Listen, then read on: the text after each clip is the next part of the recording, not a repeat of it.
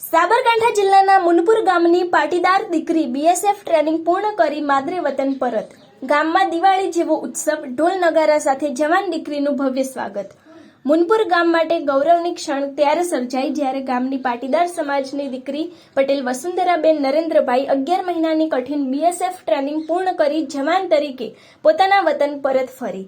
રણની રેતી અને પહાડોની હિમશીતળ ઠંડી સામે લડવાની તાલીમ લીધેલી આ દીકરીના સ્વાગતમાં આખું મુનપુર ગામ ઉમટી પડ્યું.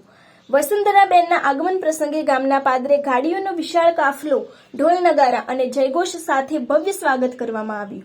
મિલિટરી યુનિફોર્મમાં દીકરીને જોઈ ગામના લોકોમાં હર્ષ અને ગર્વનો કોઈ પાર રહ્યો ન હતો. આખું ગામ જાણે દિવાળીનો તહેવાર ઉજવી રહ્યું હોય એવો માહોલ સર્જાયો હતો.